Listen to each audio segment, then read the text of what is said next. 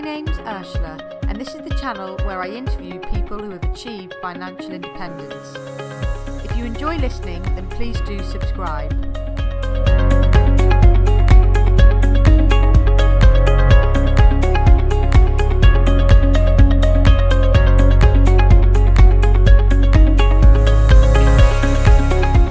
So today on Firefighter, I am speaking to Ian, who achieved financial independence at the age of 47. Hello, Ian.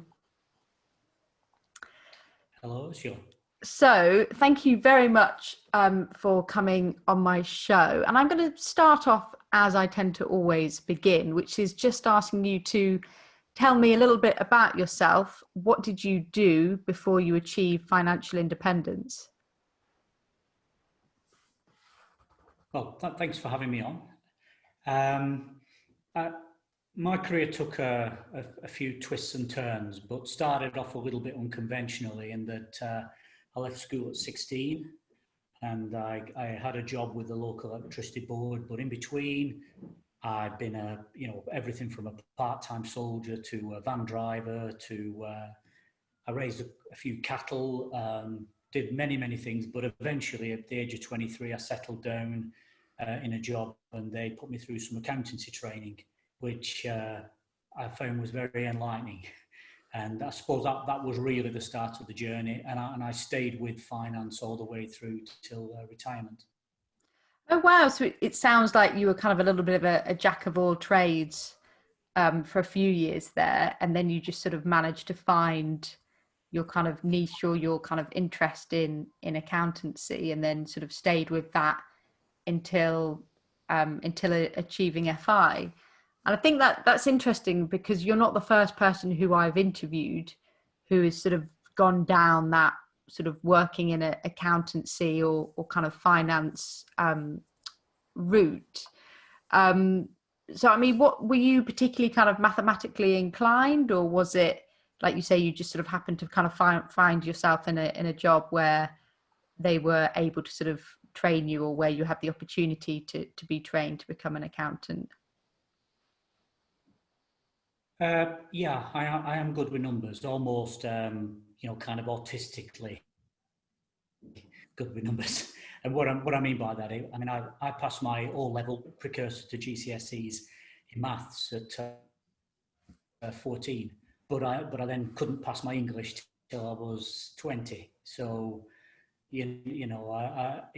it was strengths and weaknesses. I didn't have some kind of super ability. It was just, it was weighted much more towards numbers than anything else. Of course, I didn't really know this at that age. I just wanted to get out and earn some money and hopefully do a bit better than some of my friends.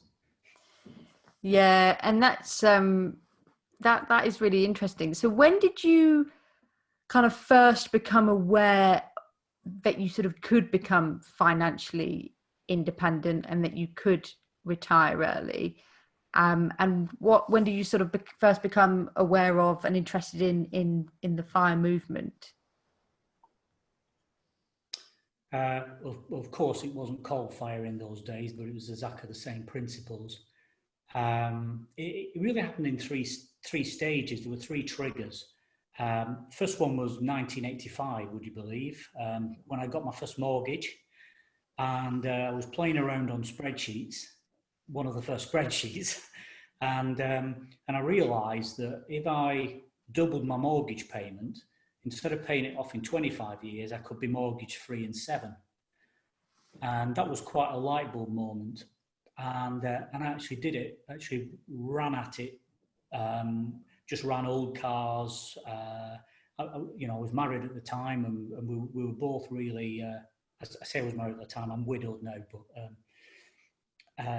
we both ran at it. We were both really keen to get this done. And we got rid of the mortgage it was about 6 years actually, that Wow. we were mortgage free. Just to put things in perspective, you could get a house for 25 grand then. Oh, don't say that to me. Well, even up north, it's 10 times as much for the same house today. But then, of course, salaries were a bit lower as well. I mean, when I started at that company, I was earning 4,000. So at the time I had this 25,000 mortgage, I was earning about 15, 16. So, you know, all relative to today, houses were cheaper, but the interest rates were a lot higher.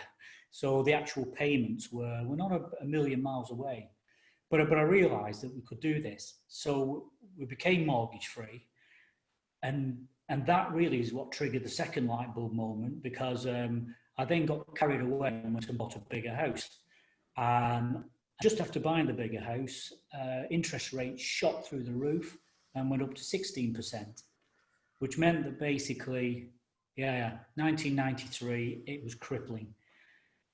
And I learned a great deal about the property market, because, of course, what happens when interest rates shoot up is people can't afford houses and people try to sell. So as the interest rates go up, the house prices fall. So you're in a falling market, no buyers, and you're absolutely over a barrel with the interest payments. And we got to a point where we had a new baby in the house. I was the sole wage earner, and the mortgage was taking probably 3/4 of all the income. And then, you know, utility bills and so on were soaking up a lot of the rest. And we were working and going backwards, or I was working and we were going backwards. So that was the second light bulb moment, and that was the time I realised the importance of having an emergency fund and getting some money behind you. The third one was a lot happier, and that was actually being on holiday in Turkey, when I realised that you could buy a house for, at the time, about £2,000. And I subsequently went working in France and saw the price of property in some of the rural retreats there. And so I realised, actually, if you could retire early and you could, you know, cover the mortgage and get the money behind you, you could go and live wherever you wanted. And you could live in a cheap area where the cost of living wasn't expensive, living off the earnings you made in a wealthier part of the world. And so all of the elements were there for what we call FIRE today, but actually they came about in three stages. And I've got to say, 16% interest rates were the bit that really pushed me over the edge, and that was what really made the difference. Yeah, I think you make a really valid point there. Well, many valid points, but I think one of them is I think it can be easy. I think particularly if I'm not a big fan of the phrase millennials, but it does encapsulate a group of people. I think there can be a tendency for people of my generation to sort of view things as being quite unfair in terms of difficulties getting jobs and houses being really expensive, and that's not to say that there aren't issues there. I live in London, there definitely are, but you know, I've never the concept of 16% interest rate is just not something that I can relate to. I mean, obviously at the moment we're currently going through a period of historically low interest rates, and I'm not an expert in the economy, but my understanding is it doesn't look like they are going to increase anytime soon. And yeah, you're not the first person who I've spoken to who's kind of highlighted actually how high interest rates, particularly on a mortgage, can be a real burden and a real kind of added expense. So you've kind of outlined there sort of three sort of key kind of landmarks in your in your life in terms of financial independence. What sort of vehicles did you or do you use in terms of where you kind of store your money and invest your money? Were you kind of investing in tracker funds or the or the sort of investing in property in terms of kind of generating that consistent income for, you know, once you'd achieved FI? Well, it's changed. It's changed throughout my life. I mean, before I got to financial independence, I was working. I was a 40% taxpayer, so I made a lot of use of my pension fund. Now, the great thing about that is, you know, for every £60 that you forego in terms of expenditure, £100 appears in the pension fund. The downside, of course, is that it's taxable income once you actually draw it down. Um, so I've ended up with a chunk of money in there, which I manage, and I've moved slices of it out into a SIP, which I use on an interactive investor platform. I've traded on Interactive Investor and their predecessor, which was TD Waterhouse, Toronto Dominion Bank, I believe, and that goes back 1993. I think I first started dealing in shares. What actually, just for a little bit of backstory on this, what actually happened, the way I dealt with the 16% mortgage was I actually sold the house, and we moved to Paris, well, south of Paris. I got offered a job over there, where they didn't have the same issues with the interest rates, primarily because it was caused by the European monetary system, where we were, trying to achieve parity with the Eurozone countries. And it was all about Norman Lamont and George Soros and so on. And so I just moved out to where the problem wasn't, and I worked over there. Well, that left me with a lot of house capital. So I started investing. I had in all manner of things, feeling my way, gold miners and so on. But it was done through a stockbroker over the telephone, and fact sheets and all sorts. Wow. So you can imagine how pleased I was when online Yeah. share dealing came about. And I'm still with the same company, although I have moved my way up to kind of super trader, I think it is now, because it's a bigger monthly fee, but a smaller trading fee, which suits me down to the ground. So I've kind of got I've got a number of platforms that I use, and pension funds, but the biggest one by a long way is the Interactive Investor ISA, SIP, and a trading account that I've got the one of the oldest numbers of, I think, in the place. So yeah. Oh wow! So you're someone who's not been afraid to kind of experiment with all sorts of different types of investments, and even be very creative in terms of moving to the south of Paris. That's Yeah. I think that, because that is something now that people talk about, particularly with the increase in remote working as forced upon us by COVID-19. That's something that people are now seriously considering. Well, can I move to a cheaper area and still earn the same amount of money? But obviously you were very forward thinking in doing it some time ago. So that's that's fascinating. That's really interesting. So in terms of sort of mindset, what do you think is important, and what kind of key attitudes do you think that it's important to have in order to achieve financial independence?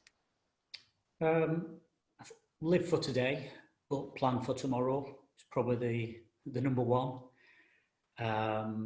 If you try to defer all the benefits, you maybe won't stay the course.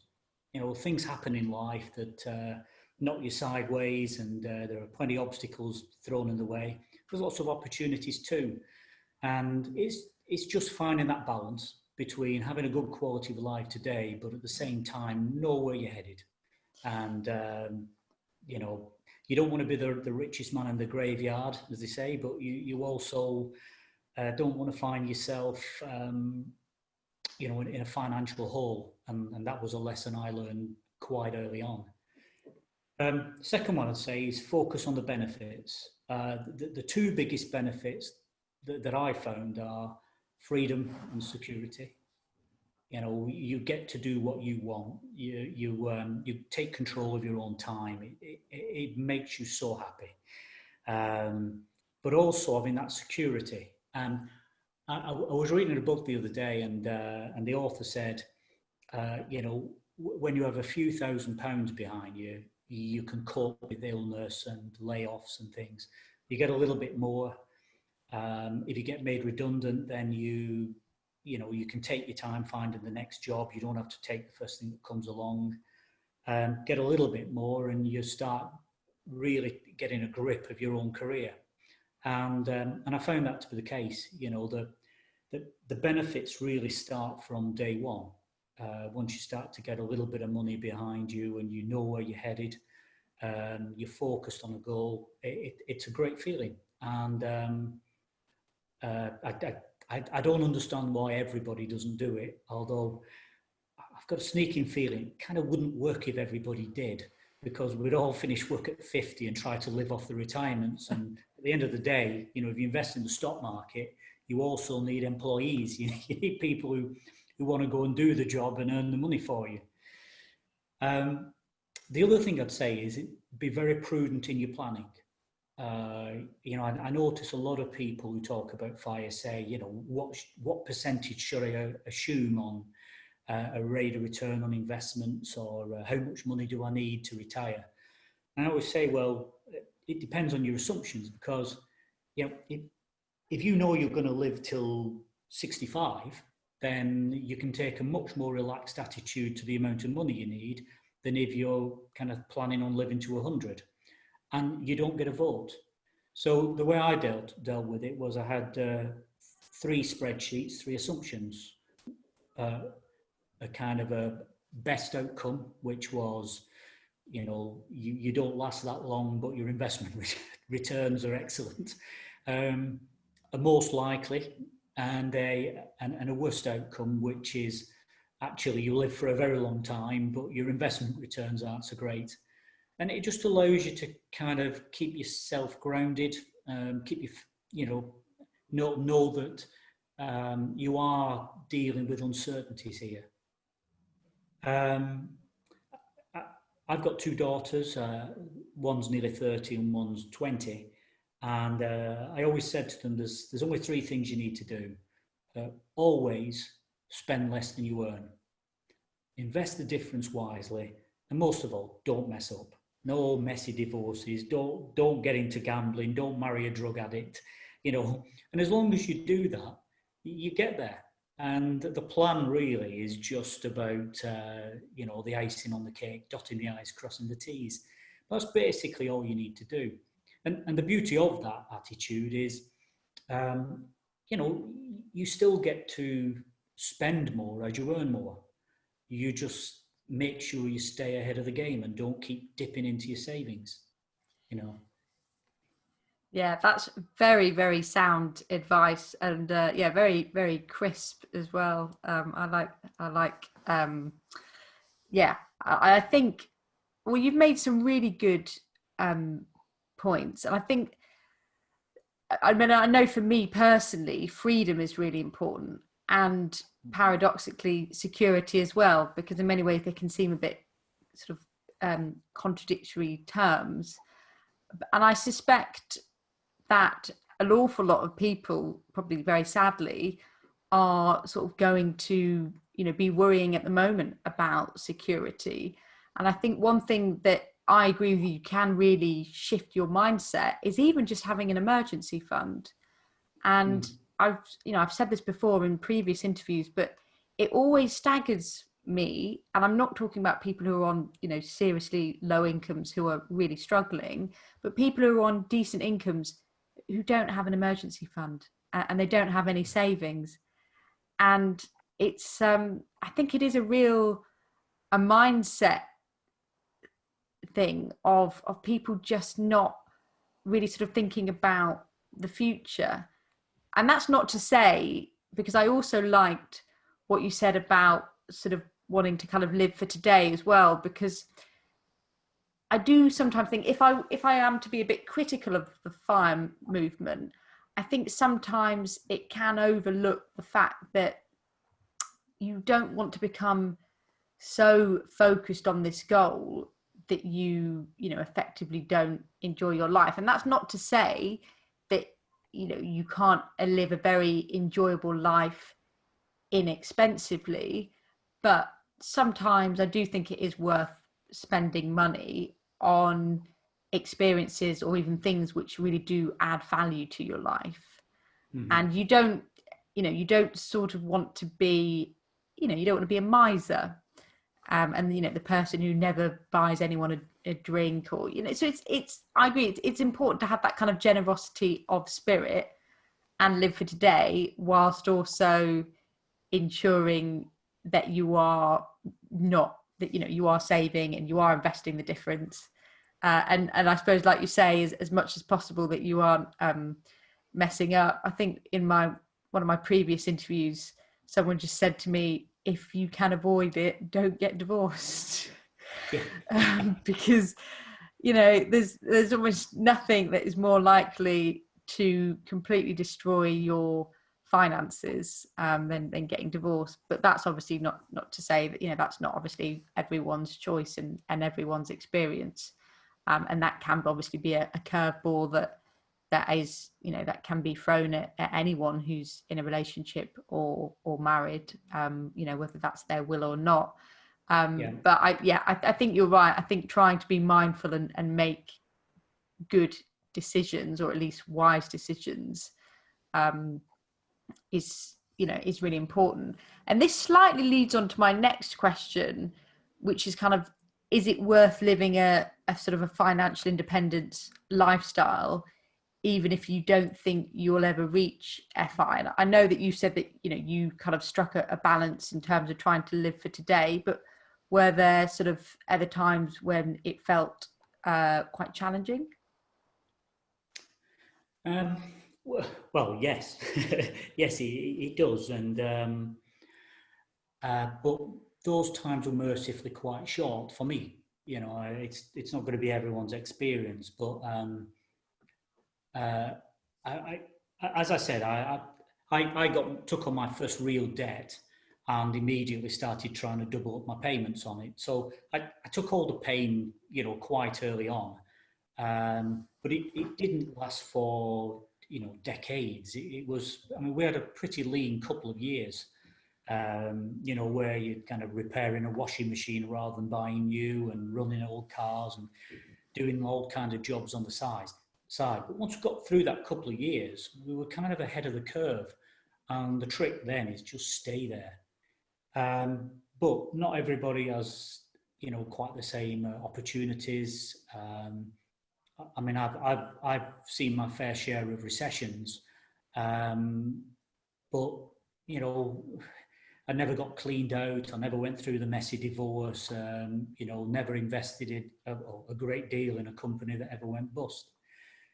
But the bottom line is, it is definitely worth doing, even if you don't get there, because the security, the freedom you get, the feeling that you're on a path that's of your own making, that starts on day one.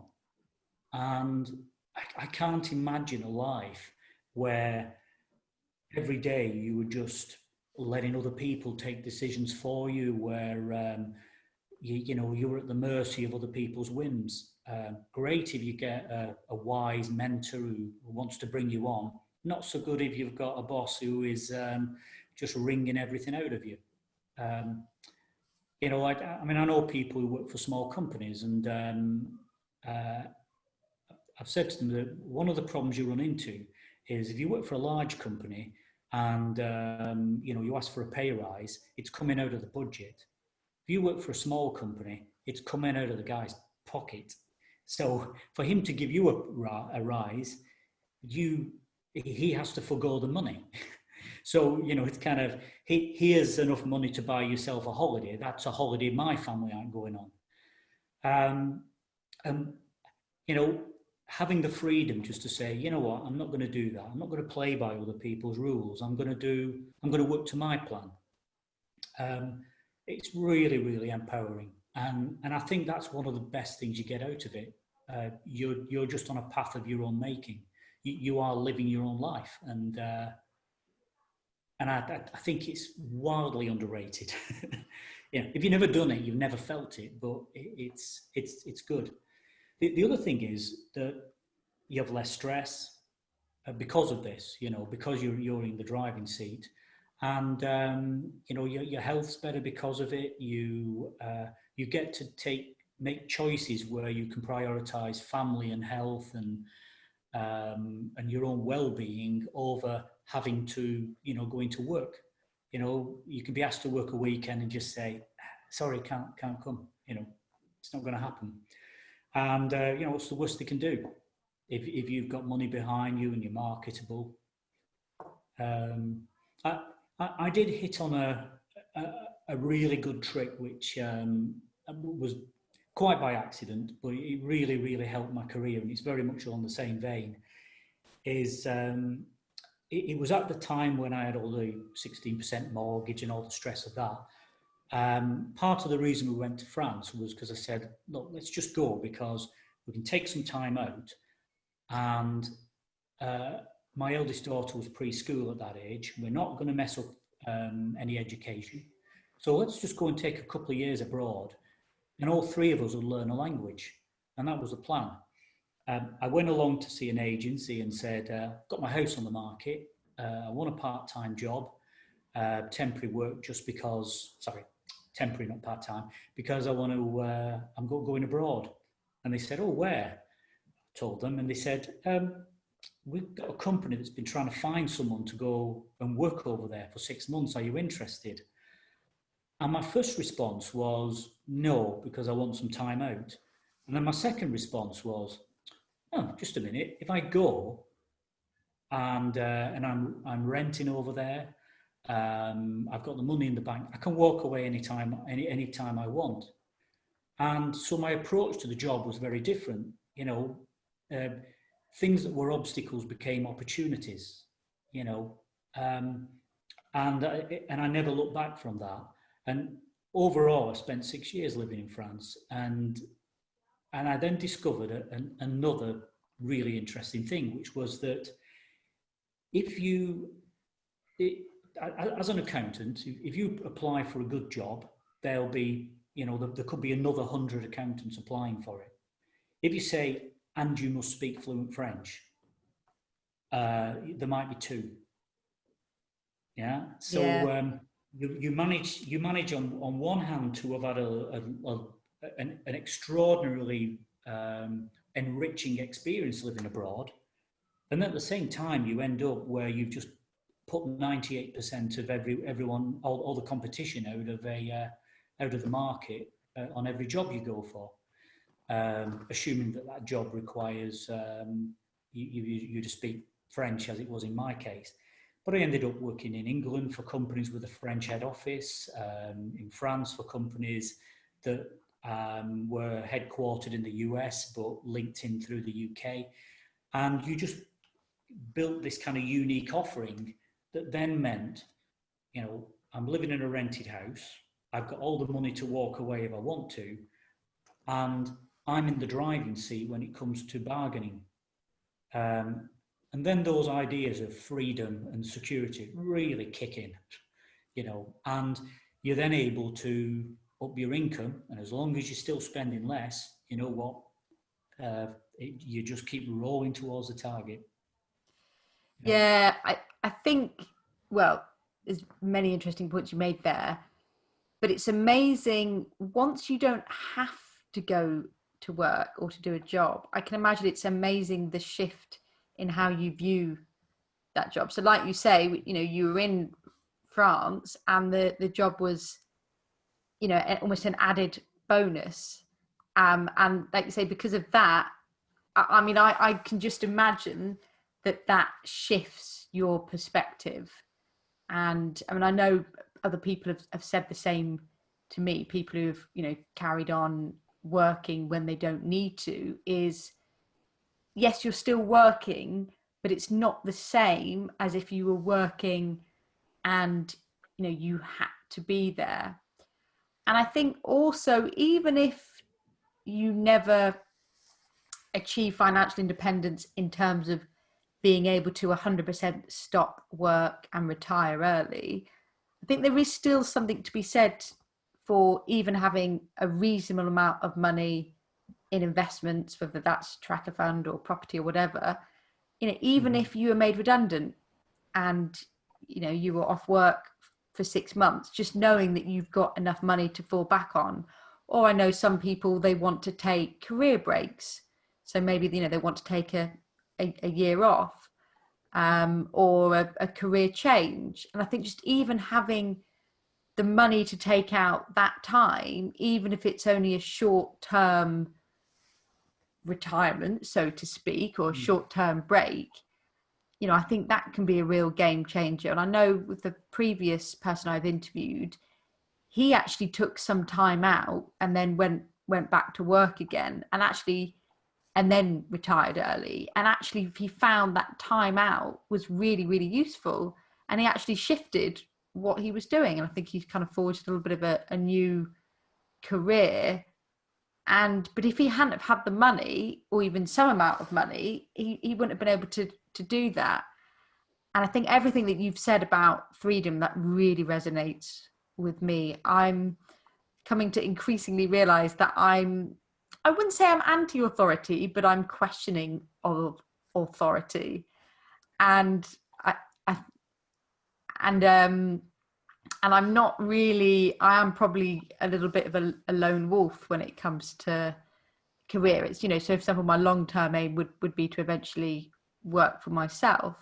You know, that's not to say I've got a very good job at the moment. You know, it's very kind of interesting, but you know, ultimately it does take up an awful lot of my time, and yeah, so I can really, it always staggers me how little people question that, really, and how little people question how much time they're sort of effectively just giving away.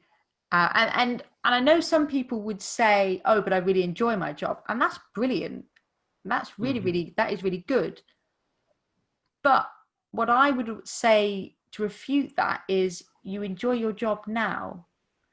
All you need is for circumstances to change, for your boss to change, for you to have a difficult colleague, for the atmosphere in your office to work, for you to lose your job.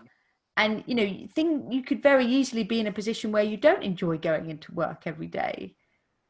And I always think it's important to be mindful of that, even if you do really enjoy your job, because that may not necessarily be the case forever. So yeah. Very true, very true. And I think the thing is that when uh, you know, we all kind of have this idea that we want to retire, but we want to retire early, and you know, we want the freedom. And I read a book a number of years ago, and it was a fairly dreadful book, but it had one really good point in.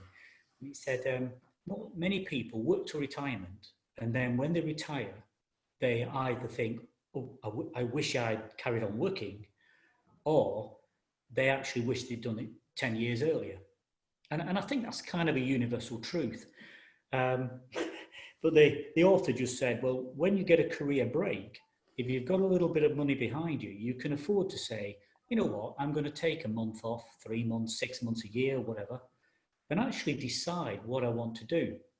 And and it really resonated with me, this thought, because if you decide you absolutely want to have financial freedom and retire early and stop, as I did, um, then that's great. You know where you're headed, and you know you'll go back absolutely fired up and motivated.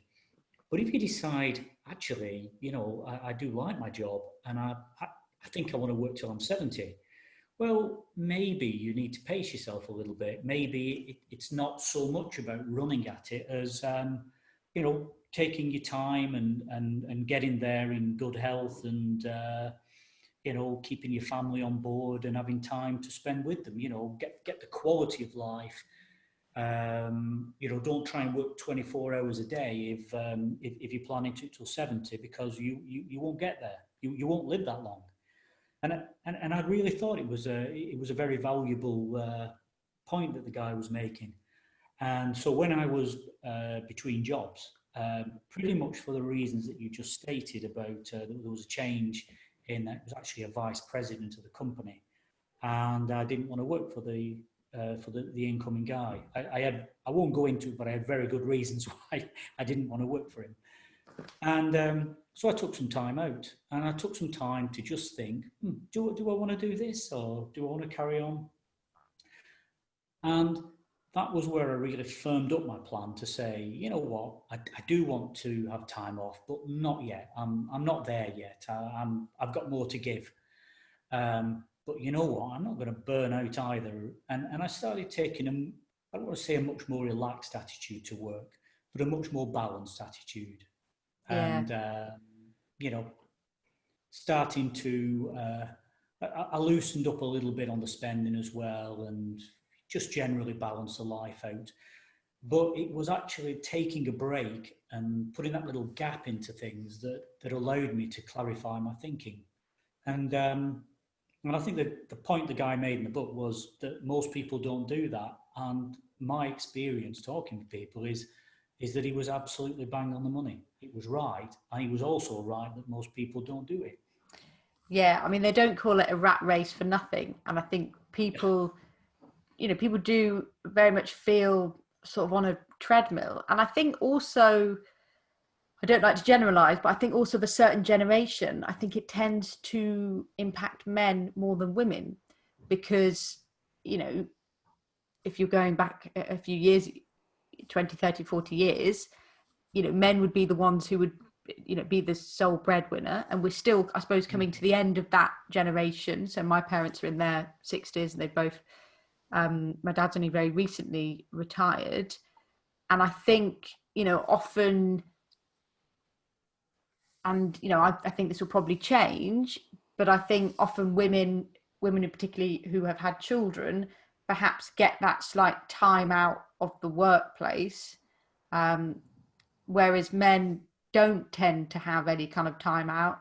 And and I think it's interesting. Increasingly, I sometimes do see sort of people of my parents' age where the woman is quite sociable and very engaged with friends and social activities, and the men can sometimes be really struggling because they devoted so much of the time, and not necessarily for bad reasons, often for very good reasons, but they devoted a lot of their time to work and to bringing in money. And I think when you retire, you have to make a bit of a shift, and you have to sort of build a life for yourself and develop hobbies and kind of invest in friendships and other sort of alternatives to work. And I think sometimes going straight from particularly working full time in quite a high powered job to nothing, it can be a very, very difficult time for a lot of people, because it's just that shock of having a lot to do and being very, very important, having the status, the ego, and then all of a sudden it's Monday morning and you're having to think, okay, well, what am I going to do and who am I? And Yeah. so yeah, I definitely But think.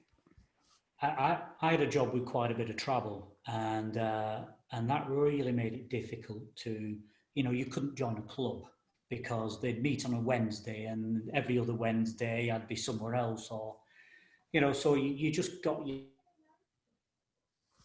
Well, my hobbies are mainly solitary, and they were all born in that era, you know. Where I took up interests that deliberately weren't team sports because I would only end up letting people down. Yeah. The other thing that resonated in what you said was my father stopped work at 49, but he didn't do it the way I did. He had a breakdown and was unable to work after that. And he'd had long commutes and long hours and running 2 or 3 jobs on the go. And I knew very early on that that wasn't a path that I was going to follow. Um, I mean, he taught me a lot about investment, but he got into investment largely because he had to. Mm. He had time on his hands. His intellect was sound, and so he put his energies into investing and the share markets. So, Yeah. good for him. He turned it around, but we had a very rough patch, and it wasn't a plan that you'd want to follow. Yeah. Mm. So, I mean, you mentioned kind of having fairly solitary hobbies. what does life look like for you now? You know, what sort of projects do you have? How do you sort of fill your time? Um, there's never a dull moment. I live in the Lake District, so and I like outdoor pursuits. So I live in a big playground. You know, it's. I like cycling, solitary hobby, and you know, I've been out today road biking. I go mountain biking in the woods at the side and up over the hills. I'm trying to get my nerve up for some of the descents, egged on by my son-in-law. Um, you know, I was whitewater rafting on Saturday. I go canoeing, so there's all that kind of outdoor side. But you know, I also, you know, I play the piano, and I've done since I was young, but I've really worked on trying to get that up to speed. I paint as well. I write. I read a very great deal, and probably the nearest thing to a day job is investing. I watch the markets. I read a lot on finance. You know, I do have a training in it, but I wasn't trained as an investor.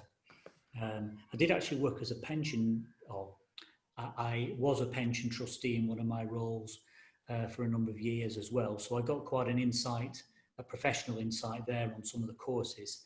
But the amount I've learned since I stopped working and started just really being able to delve into different markets on, you know, particular commodities, and you know, putting stop losses in place, and all the finer things that you know, you really don't have the time to do when you're working. You know, I can watch the market, I can take a real interest in it, and in effect I can look after my money instead of other people's. Yeah. And you know, and it does pay much better. You know, I think you put more energy into it. That's the thing. Yes, when it's your own money.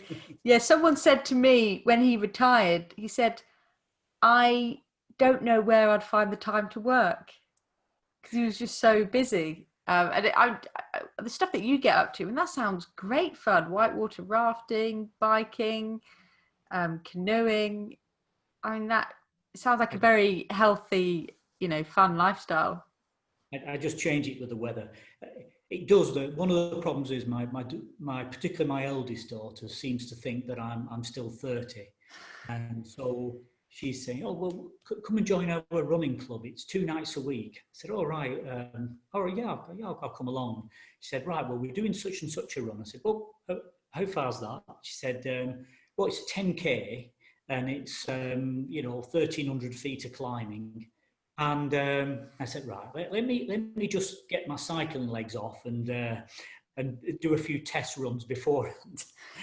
And I went off and did kind of an 8K over the same course, and I thought, no, I'll do a bit of training first, because to go out and do a mountain 10K twice a week, but it's your kids, you know, they look at you as if dad's got the time, and you know, he's not ill, and he's young at heart, and so on, so he'll be able to do all this. And the answer is I can, but you know, there is a point where you. I mean, I've been retired now for just over 7 years, and I've always done these activities, but you know, time creeps on, and you do have to remember that you won't be doing all this indefinitely. So the whole "what do you do when you retire" it kind of changes every few years. Um, you know, Yes, that's a but I think really good point, actually. I don't think that is a really good point. I don't think anyone's made that point to me. As in, so yeah, what you might do in the first 10 years of retirement is going to be slightly different to what you'll do, you know, in the second 10 years or, you know, time after well, that. example is we were supposed to be in France on holiday this week, and we got arranged canoeing down the Tarn River through the gorge. We got cycling sorted out, and quite a number of outdoor activities. I've got a French friend down there who has just got into cycling, but he's an ex-paratrooper, so and a policeman. He was very, very fit guy. So he got a bike and he was doing 40 miles in the first week, you know. So we got all these things planned. And last year, we tried a cruise for a week. And I looked at it and I thought, you know what? The cruises, they're going to come later. So we're not going to rush off to do that again, because I know there'll be a time when cruising's a great thing to do, you know. But I'm not there yet. I'm still 30-year-old up here and 40-year-old physically, because I do stuff every day. Yeah. But I do know a time will come where I'm dropping through the gears and picking flatter cycling routes, and then the electric bike will come along, you know. But at the moment, we're not there. But, you know, getting it in now. And I think there is an important point there that, you know, so many people think, oh, I'm going to retire at 60. I'm talking people not in the fire movement. You know, I'm going to retire at 60 and I just want time to do all the things I do now. And the point is, they won't be able to. They've got all these ideas for retirement, and yet they're leaving it so late that Yeah. physically won't be able to do it, or won't be able to do it for very long. Yeah. And it's an incredible oversight that you can talk to people and they haven't thought through that point, because they haven't really planned their retirement. And one of the great things about fire is that the RE is early retirement, and it makes you think about what you're going to do and, you know, walk through the issues. But Yeah, I think retiring at 60, or my generation pension age will probably be, I think it's 67 now, probably be 70. I think there's such a cruel irony in that, because yeah, like you say, people think, oh, I'll do this and I'll do everything that I've always wanted to do, and yet in many ways you've almost, I'm not going to say squandered, but you've used not the best years of your life, but you've used probably the healthiest potentially yeah, years of your life, and the most active years of your life you've missed working. the opportunity. It's Yeah. gone. Yeah. And that's what really drew me to think in these terms, is that, you know, if you can earn the money now in a first world economy and then move to somewhere it's cheaper and the weather's better, and then if you retire younger, you'll not only be there, but you'll be able to do all these exciting things. Of course, there's a dose of realism when you have a couple of daughters and you know, so on. But I mean, when I finished my last job, I walked out on the Friday, and the following Wednesday, I think it was, I boarded a plane to Antigua and went sailing for 2 months. And it was one of those big experiences I promised myself. But me and two friends sailed the Atlantic in a homemade boat, Oh and wow. it was as dangerous and as silly as it sounds, but that's what we did. And there was no way of doing that on top of a day job. Yeah. And the thing is, the cost was minimal, really. I mean, it was a one-way flight for Yeah. starters. But you know, we were living on the boat and cooking as we went along. It was just food. There's certainly no heating bills and so on. And it's those things that you just couldn't really, you would only dream of when you're working. But I'll Yeah. tell you, if I was 67 or 70, that wouldn't be happening. You know, Yeah. it would be an opportunity. So, you That's an know, amazing experience. I mean, to be honest, you could do a podcast just on sailing across the Atlantic. You never know. There oh, may be someone out there who watches this, Ian, and then wants to approach you. But I'm going to finish with my final question, which is a question I always ask: is what surprised you most about achieving financial independence? um, three things really. How much better things turned out than I planned, because I was prudent in my assumptions. And of course, you have good years, bad years, but overall, things actually worked out better. I think largely because I overshot. And I say it's a bit like pushing a big stone up a hill. If you don't quite get to that point of financial independence, it rolls back on you and it ends up back down in the valley. But if you get it to the top, then it picks up its own momentum the other way. In effect, you're working, and everything you earn is spare money. So you can be tax efficient, you can invest it all, and of course that compounds. So that was good. Another one is how early I get up in the morning, because you know what it's like when you work late at night. You're thinking, oh, I'll just finish watching this film, or just a few more minutes, because you know that the following morning you're on someone else's time. It's like a different clock, isn't it? You've got to get up, get ready for work, get there. So you kind of stretch the evenings. And when you're retired early, you wake up, if I'm watching a film at night and I'm tired, I just go to bed. And if I wake up at 6 a.m, I just get up. I can live in my own time zone. And that's actually quite good if you're a morning person. And I suppose it will work the same way if you're an evening person. The other one though is just how tired the friends of my own age who are still working are looking. When you meet up with them, and they, well, maybe next year, maybe in a couple of years, you realise where you would have been, where I would have been without having a plan and sticking to it, and getting off the hamster wheel or the treadmill at the age I did. I'm going to bed early and getting up and doing the things I want, fresh air, sunshine, and you can see it. You can see it when you see people who didn't make that life choice. Yeah, it's amazing how much stress can age a person, I think. Definitely. Well, on that positive note, we'll end here. Thank you very much, Ian. And I hope that listeners and watchers will find what we've said to be really interesting and very useful. But thanks very much. It's been very enjoyable. Thank you.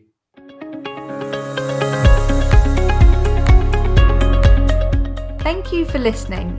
If you've enjoyed this interview, then please do subscribe to my channel.